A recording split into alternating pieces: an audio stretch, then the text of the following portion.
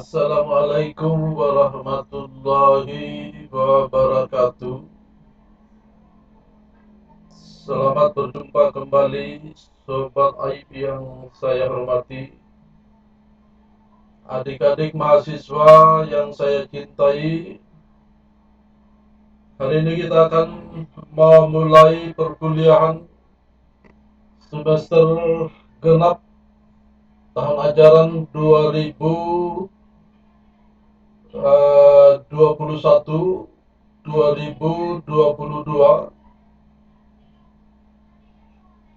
dalam mata kuliah Fisika Dasar 2, di mana materi pertama yang akan kita pelajari di Fisika Dasar 2 ini adalah elektrostatika.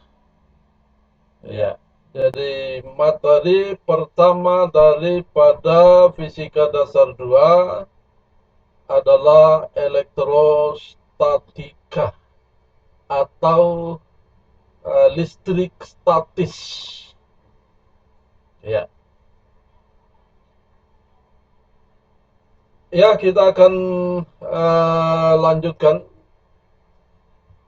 di mana beberapa sub materi yang akan kita bahas dalam pembahasan ini adalah pertama, di dalam listrik statik kita akan belajar hukum Coulomb. Jadi apa yang disebut dengan hukum Coulomb, di mana hukum Coulomb ini mempelajari atau menyangkut interaksi antara dua atau lebih muatan listrik. Ya. Secara empirik telah dikenal lama bahwa ada beberapa bahan seperti karet dan kain yang dapat menarik objek-objek ringan. Sifat bahan yang seperti itu kemudian diistilahkan sebagai electric charge atau muatan listrik. Ya, kita mengenal katakanlah misalnya sisir. Kalau ketika disisirkan kepada rambut, kemudian didekatkan pada sebuah logam ringan misalnya, maka logam itu atau kawat ringan itu akan tertarik oleh sisir. Yang berarti bahwa sisir itu memiliki sifat untuk menarik objek yang sifatnya adalah logam. Ya. Dan sisir itu tentu saja memiliki muatan listrik. Ya. Diilustrasikan di sini bahwa katakanlah sebuah gelas kaca, di mana di salah satu ujungnya terdapat muatan-muatan listrik positif, sehingga dia bisa katakanlah dia bisa berputar. Kalau dia digantungkan pada seutas kawat ringan atau seutas tali ringan, maka dia bisa berputar ke kanan atau ke kiri bergantung kepada objek yang ada di dekatnya. Jika objek yang ada di dekatnya itu adalah objek yang memiliki muatan positif, maka dia akan tertolak, ya, terdorong menjauh dari objek tersebut. Tetapi kalau objek-objek itu adalah objek yang memiliki muatan negatif, maka dia akan tertarik mendekati objek tersebut. Maka kita melihatnya sebagai benda yang bergerak, seakan-akan dia bergerak, seakan-akan dia ada tenaga yang menggerakkan. Ya, itulah sifat elektrik. Ada dua jenis daripada muatan listrik. Yang pertama adalah muatan positif, dan yang kedua adalah muatan negatif. Sebagaimana kita tahu bahwa plastik seperti halnya sisir tadi, dia akan memiliki muatan-muatan negatif. Sementara kalau kaca itu bermuatan positif, maka kalau sisir didekatkan kepada kaca, maka kaca akan tertarik oleh sisir. Yaitu dengan syarat bahwa kaca itu ringan dan sisir itu sudah diarahkan muatan-muatannya atau disisirkan pada rambut. Tapi kalau tidak disisirkan pada rambut, muatan-muatan yang ada di dalam plastik cenderung kacau balau, tidak terarah.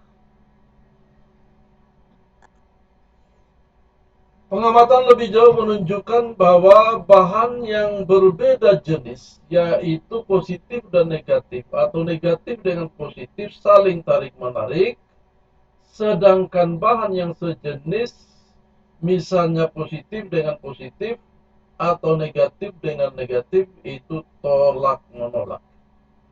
Satuan muatan dinyatakan dengan coulomb. Jadi perhatikan ilustrasi. Jika sebuah muatan digantungkan, ini ilustrasi ya. Jika sebuah muatan positif digantungkan, di sebelahnya digantungkan muatan negatif, maka dia akan tarik-menarik. Jika sebuah muatan negatif digantungkan dan di sebelahnya digantungkan muatan negatif, maka dia akan tolak-menolak. Jika sebuah muatan positif digantungkan dan di sebelahnya digantungkan muatan positif, maka juga akan tolak-menolak. Coulomb memformulasikan gaya tarik atau gaya tolak antara benda yang bermuatan itu pertama, sebanding dengan muatan masing-masing benda. Jadi ditulis sebagai F sebanding Q1 kali Q2. Gaya Coulomb, gaya listrik, ya, disebut sebagai gaya Coulomb atau gaya elektrik atau gaya listrik, sebanding dengan hasil kali muatan pertama dengan muatan kedua. Kemudian yang kedua adalah berbanding terbalik. Itu bermula daripada Coulomb, gaya listrik atau gaya elektrik atau gaya Coulomb berbanding terbalik dengan kuadrat jarak antara benda. Ditulis F sebanding dengan 1/R kuadrat.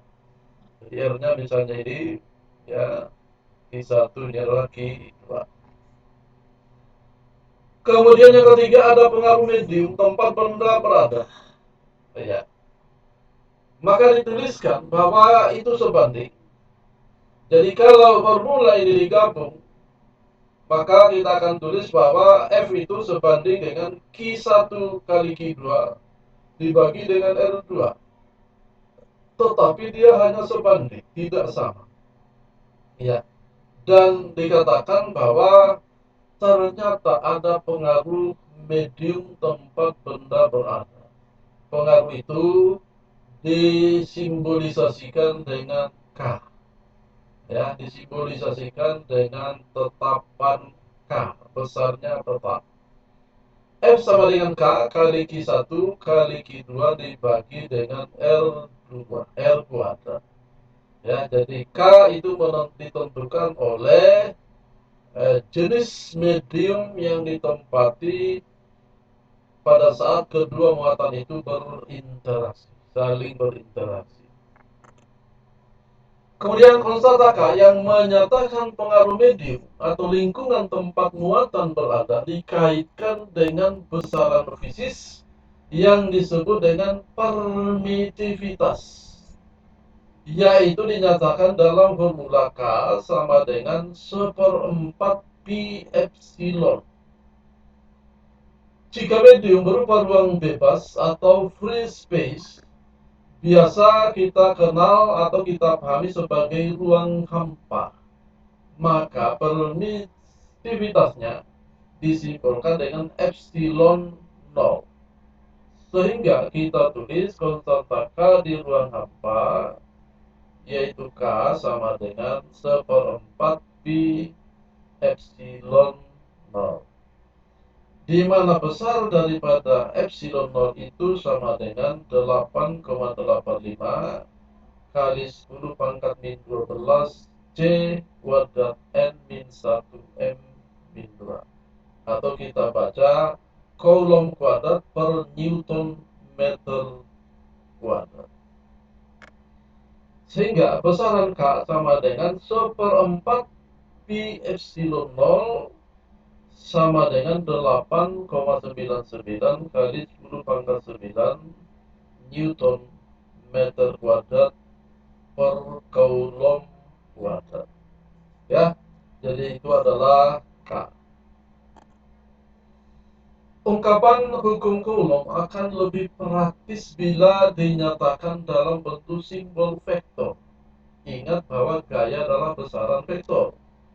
Ya, maka kalau dinyatakan dengan besaran vektor, dinyatakan posisi daripada Q1 berada di R1, posisi daripada Q2 di R2, dinyatakan dalam sebuah koordinat kartesius, maka gaya interaksi antara Q1 dan Q2 ya itu sama dengan F21 sama dengan K Q1 Q2 per R kuadrat R21 kuadrat ya kali R2 vektor R2 kurang vektor R1 dibagi dengan harga mutlak dari vektor R2 kurang vektor R1 ya. Ya, jadi kita lihat bahwa F21 ya F21 itu menyatakan gaya pada muatan Q2 akibat pengaruh muatan Q1. Itu kita tulis F21.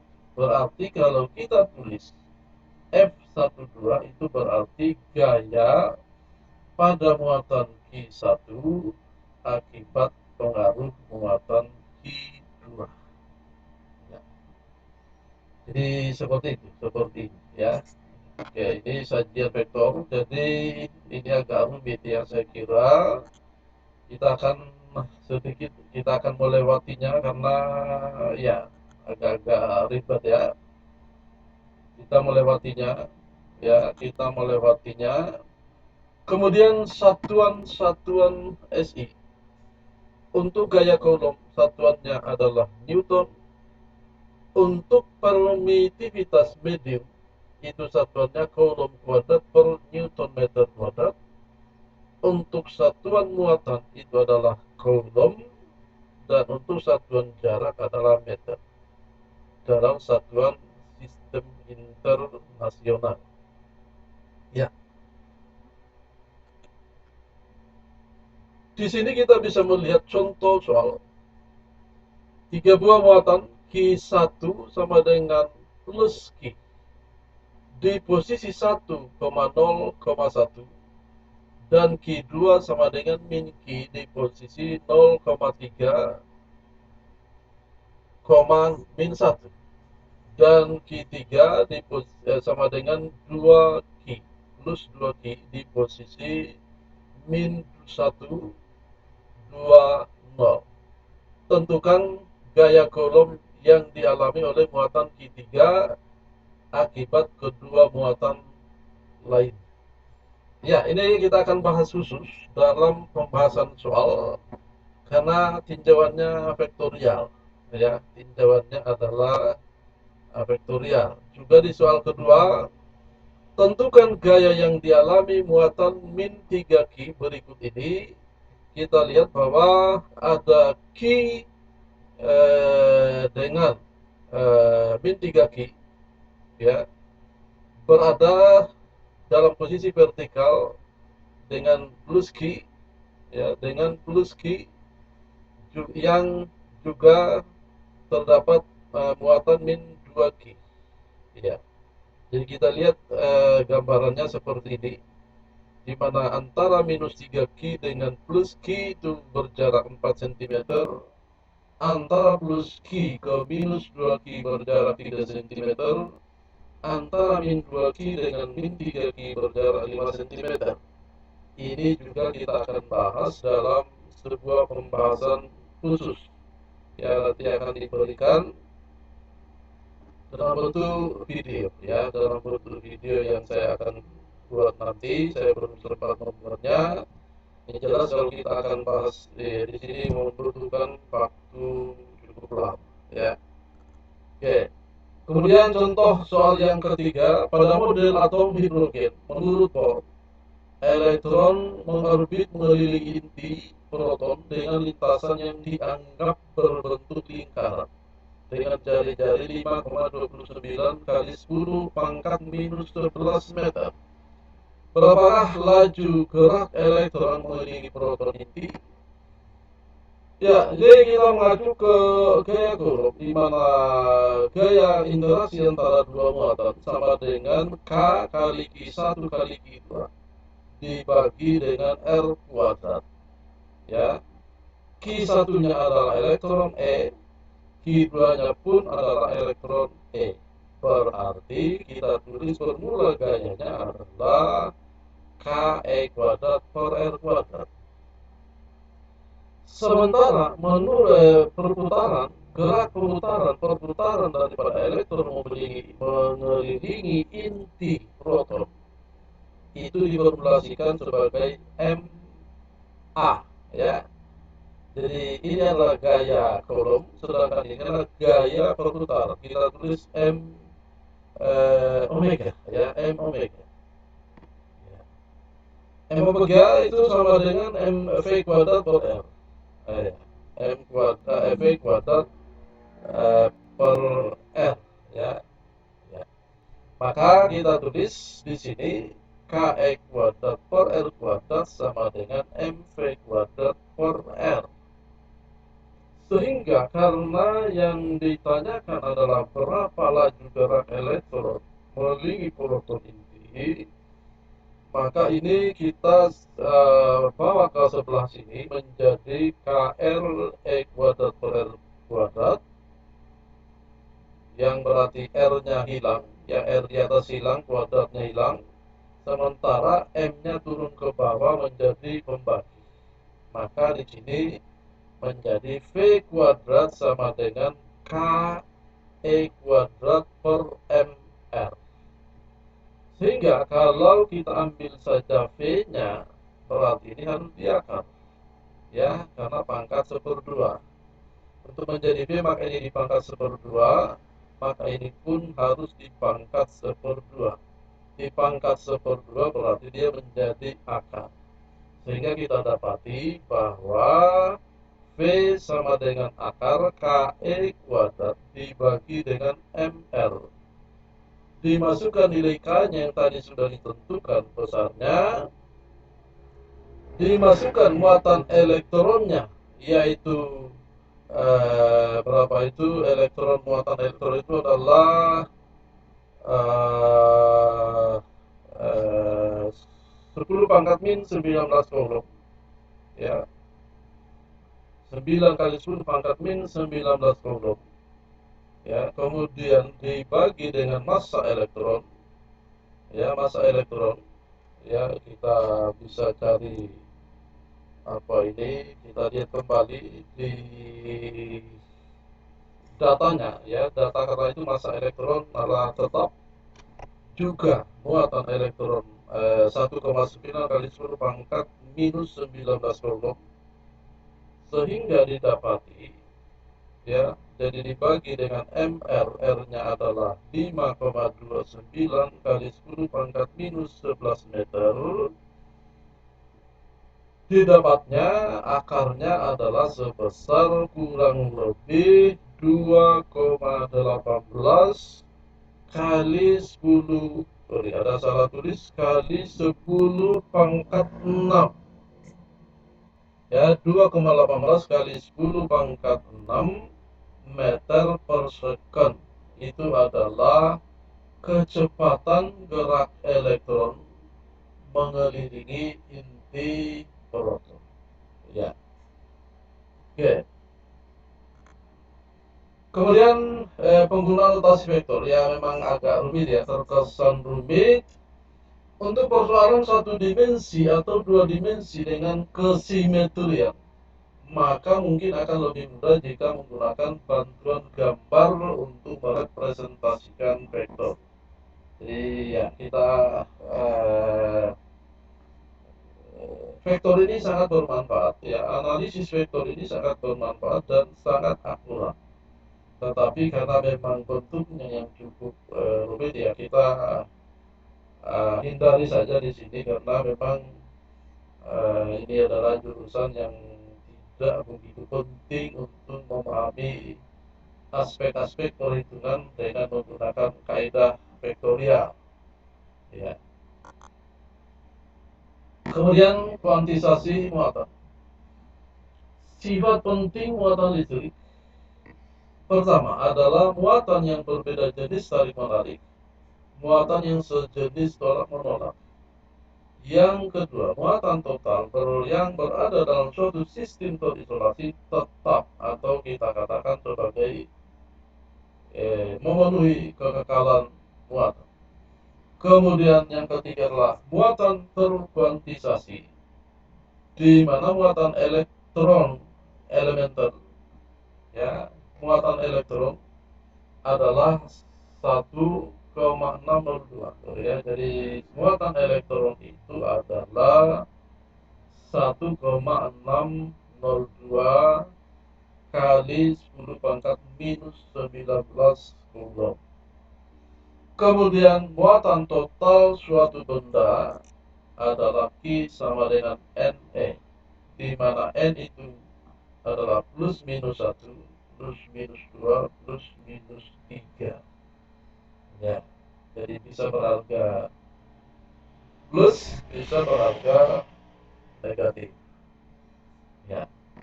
Kemudian kita lihat di sini bahwa secara simbolis adalah gambaran daripada atom ya.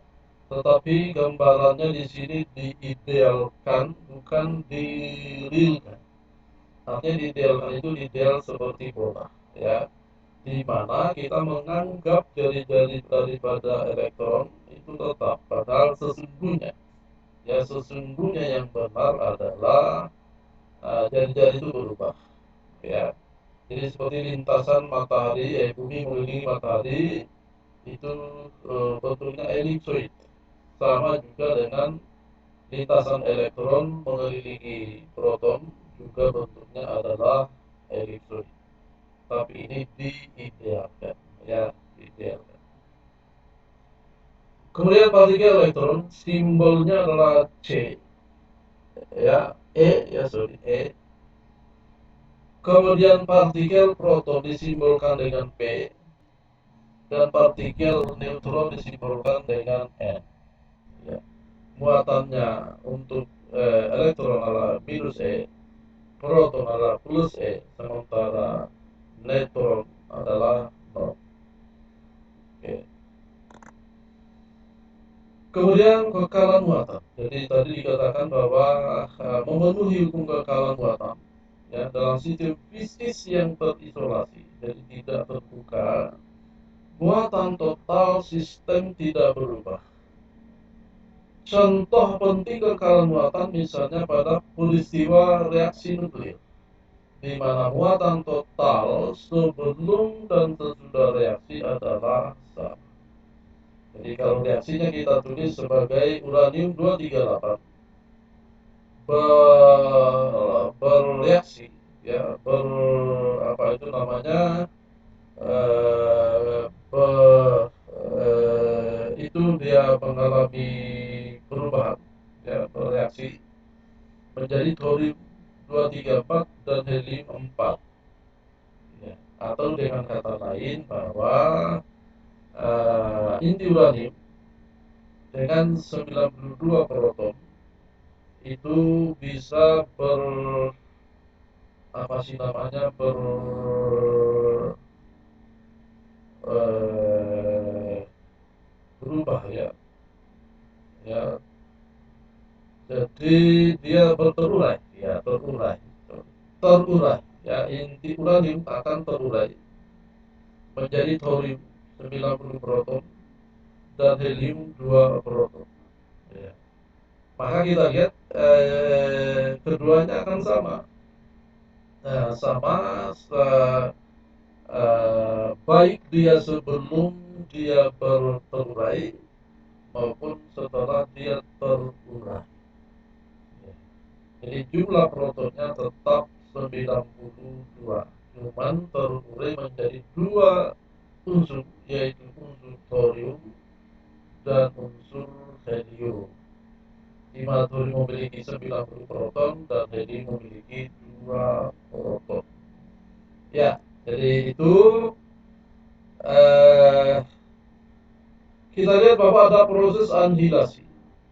Proses anihilasi itu artinya saling melenyapkan, ya, saling melenyapkan seperti misalnya E negatif yaitu elektron ditambah dengan E plus yaitu proton, itu menjadi interaksi daripada gamma plus gamma. Kemudian proses produksi pasang, artinya bahwa kalau anihilasi adalah menghilangkan, saling menghilangkan, melenyapkan, sedangkan produksi pasangan itu terbentuk.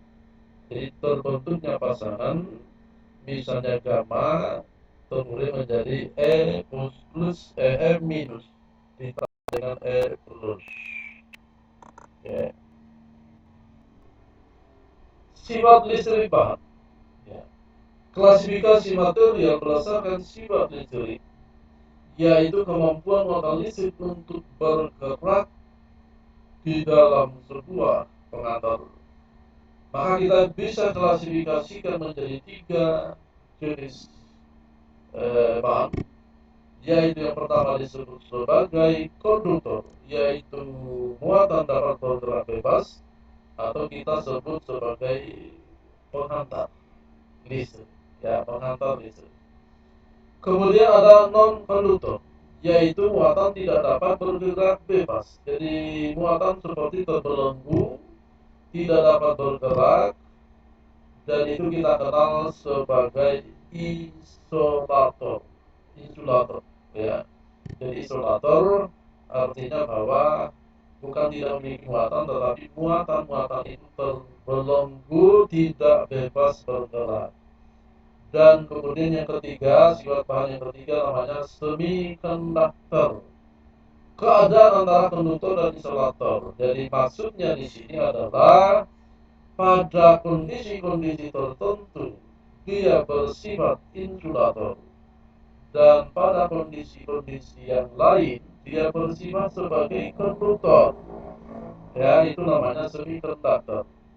Ya. Jadi ilustrasinya adalah pada saat dia temperaturnya sangat dingin, temperaturnya cukup dingin, maka dia akan bersifat isolator, dan pada temperatur yang tinggi dia akan bersifat konduktor. Jadi semikonduktor inilah yang kemudian dijadikan bahan baku untuk pembuatan atau penciptaan integrated circuit, ya, bahan utama daripada rangkaian terintegrasi. Pemanfaatan sifat atau fenomena elektrostatik kita bisa temukan pada pertama elektrostatik fine spray, ya, ini apa ya, semprot, ya, semprotan cat, ya, ya, jadi cat yang kita semprotkan. Kemudian powder coating, ya,